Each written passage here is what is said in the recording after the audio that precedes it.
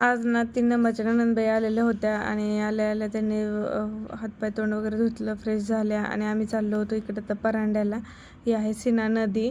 तर आमच्या गावाच्या कडेलाच आहे सीना नदी. तर सगळा बाजार वगैरे घेतला आम्ही. त्यानंतर मग फौजी आणि मी थोडंसं थंड प्यायल्यासाठी आलो. मी घेतली होती मग कोल्ड कॉफी आणि फौजींनी घेतली होती मस्तानी. त्यानंतर आम्ही घरी निघालो. घरी आल्यानंतर यांना सगळेजण फोटोचं अल्बम बघत होते.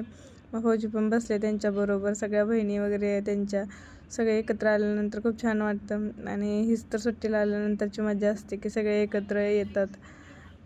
त्याचबरोबर नंतर साड्या आणलेल्या ज्या होत्या तर त्या मी दाखवल्या सगळ्या ताईंना. तर दुसऱ्या दिवशी मग आहे ना त्यांच्यासाठी छान असा स्वयंपाक केलेला होता जेवणासाठी. तो पनीरची भाजी, त्याचबरोबर रस केला होता. आता उन्हाळा म्हटल्यानंतर आमरस तर होणारच. इथं भजी नाही सॉरी कुरवडी आणि पापड होते आणि इथं चपाती आणि भाकरी वगैरे होतं. तर असं पद्धतीने स्वयंपाक केला आणि श्रीखंड होता, शेपाची भाजी होती. तर ताटं तयार केली जेवणासाठी आणि त्यांना निघायचं होतं आता घरी जाण्यासाठी.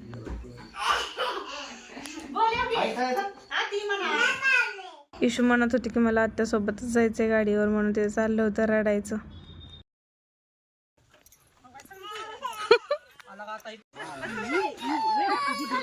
व्हिडिओ आवडला तर लाईक करा आणि चॅनलवर नवीन असेल तर सबस्क्राईब करायला विसरू